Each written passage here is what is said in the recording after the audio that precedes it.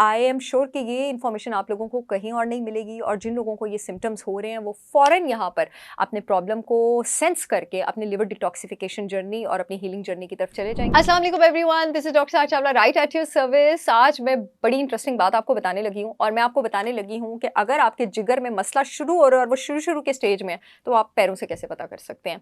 सबसे पहले ये जो आपको क्रैक्ड हील्स होते हैं ना, और जिसपे आप सिर्फ वैसलीन लगाना शुरू कर देते हैं, ये कोई इतना छोटा मसला नहीं है। क्रैक्ड हील्स का मतलब ये है कि आपका जिगर जो है वो शुरू हो गया है ठीक काम ना करना। दरअसल आपके जिगर में एक डाइजेस्टिव फ्लूइड बनता है जिसको आप बाइल कहते हैं।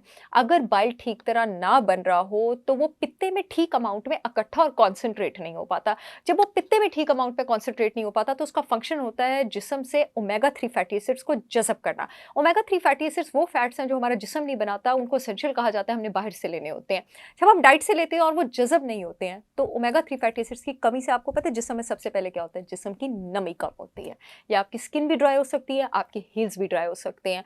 ओमेगा 3 फैटी एसिड्स अगर कम हो तो आपकी नज़र भी कमज़ोर हो सकती है, हार्ट बीट भी खराब हो सकती है, और जिस्म में सोजिश भी हो सकती है।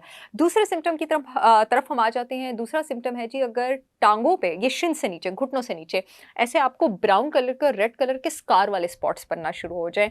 आपका जो जिगर है वो विटामिन के और आपकी बॉडी के बहुत सारे क्लॉटिंग फैक्टर्स बनाने में काम आता है।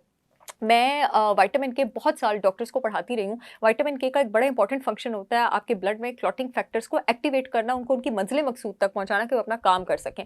जब विटामिन के ठीक तरह नहीं बनेगा ना, तो आपका ब्लड जो है ना वो डिफरेंट जगह से, आपकी कैपिलरीज जो हैं उनका हैमरेज होगा, छोटी इंटरनल ब्लीडिंग होगी, तो वो आपकी टांगों पे बाहरी स्पॉट्स की सूरत में नजर आता है।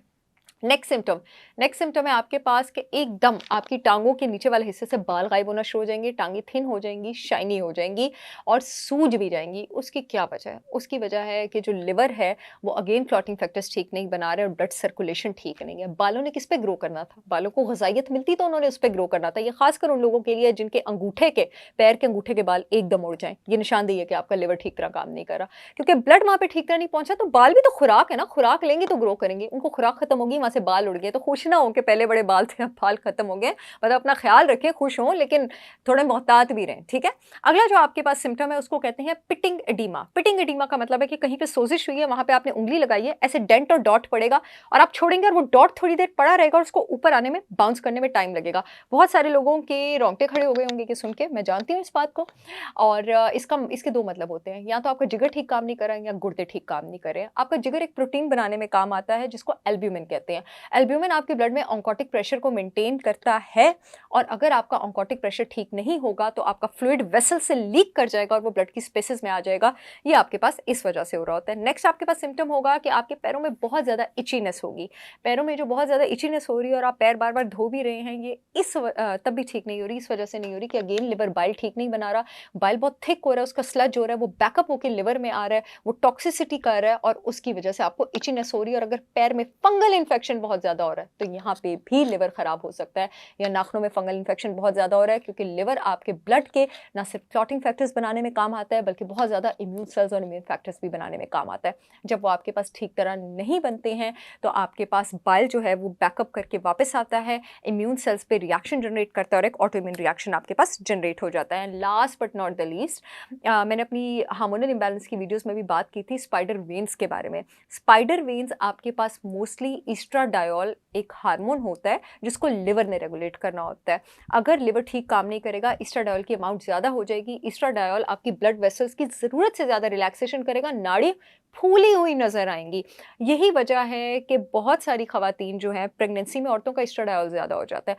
बहुत सारी ख़वातीन को जो प्रेगनेंसी में पित्ते के पत्थर हो जाते हैं ना, ये इसी वजह से हो जाते हैं। ईस्ट्राडायोल क्योंकि जब ज़्यादा होता है तो बाइल जो है आपके पास वो लिवर को भी डैमेज कर सकता है और बाइल डक्ट से फंक्शन को भी ख़राब कर सकता है। इस वजह से प्रेग्नेंट ख़वातीन को भी पित्ते की पथरियाँ हो जाती हैं। तो ये भी आपके पास एक साइन हो सकता है कि आपका लिवर ठीक काम नहीं कर रहा है। आई एम श्योर कि ये इन्फॉर्मेशन आप लोगों को कहीं और नहीं मिलेगी, और जिन लोगों को ये सिम्टम्स हो रहे हैं वो फ़ौरन यहाँ पर अपने प्रॉब्लम को सेंस करके अपने लिवर डिटॉक्सिफिकेशन जर्नी और अपनी हीलिंग जर्नी की तरफ चले जाएंगे। अपॉइंटमेंट्स के लिए अगर आप मुझसे सर्विसेज चाहते हैं, मुझसे भी रब्ता कर सकते हैं। नंबर जो है वो वीडियो में गिवन होगा। मेरे 100% ऑर्गेनिक प्रोडक्ट्स के लिए वेबसाइट का लिंक भी वीडियो में गिवन होगा। पूरे पाकिस्तान में शिपमेंट हो रही है, चाहे तो वहां से ऑर्डर कर सकते हैं। I will see you all again with yet another informational video. तब तक के लिए अल्लाह हाफिज़।